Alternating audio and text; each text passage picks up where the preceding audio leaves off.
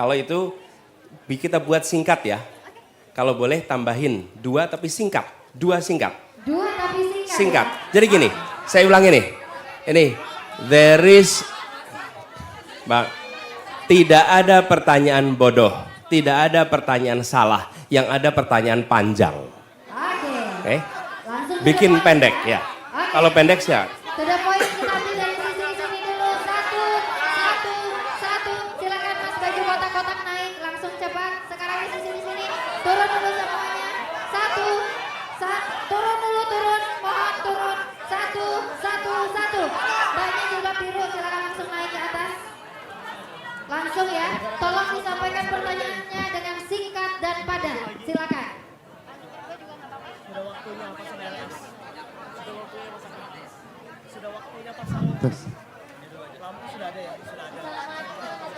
Tapi singkat. Baik, pertanyaan saya adalah Langsung. pertanyaan saya apa yang akan Bapak lakukan untuk penderita penyakit mental khususnya skizofrenia Pak?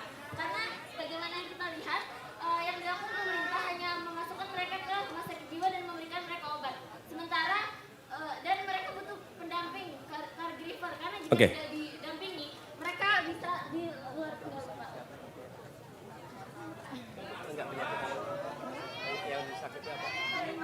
Sakitnya apa? Skizofrenia Pak. Oh, schizophrenia. Oke, ya. Gini, teman-teman sekalian. Saya ingin menjawab ini, saya ingin jelaskan bagaimana kami mengambil keputusan. Satu, prinsip kesetaraan. 2, kepentingan umum. 3, data, informasi, ahli. Oke. Yang keempat, baru aturan. Jadi, kami akan berkonsultasi pada ahlinya dan memastikan ada pendekatan yang benar. Bila memang itu membutuhkan perlakuan khusus, fasilitas khusus, maka negara membuatkan regulasi untuk bisa dilakukan. Gitu jawabnya. Makasih.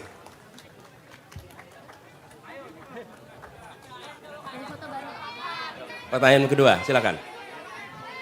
Baik, terima kasih atas kesempatan. Sini, Anda yang mau diberikan foto kepada boleh saya. sambil nunggu pertanyaan. Sini.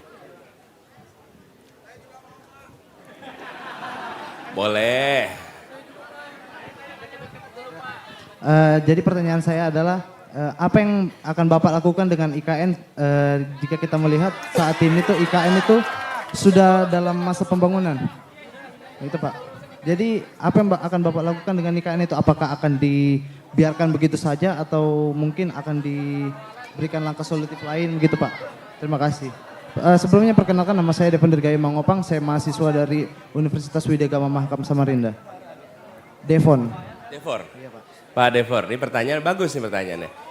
Gini, tadi saya bercerita tentang transisi batu bara. Kan tidak semena-mena bukan? Dibuat, dipastikan mereka yang bekerja di dalam sektor itu aman. Begitu juga dengan ketika kita bicara tentang IKN. Oke? Kita ingin alokasi anggaran dipakai untuk menyelesaikan persoalan yang senyatanya dirasakan oleh warga Kalimantan. Itu prioritas kita. Oke? Kemudian apa yang sudah berjalan, kita akan panggil semua stakeholder bagaimana bisa mengelola agar apa yang dikerjakan di sana itu tidak menimbulkan kerugian. Tapi bila kita terus mengalokasikan anggaran yang besar, bayangkan untuk bangun rel kereta api saja dari Pontianak sampai ke sini itu diperlukan 22 triliun. 22 triliun itu jauh lebih kecil dibandingkan lebih dari 400 triliun untuk membangun sebuah tempat IKN. Kebayang tidak? Dan kami tadi sudah cek, kita mau melakukan revitalisasi kereta api di Sumatera Barat, itu per kilometer revitalisasi itu artinya memanfaatkan ulang 16 miliar per kilometer. Di sini kalau bangun rel kereta kira-kira 60 miliar per kilometer.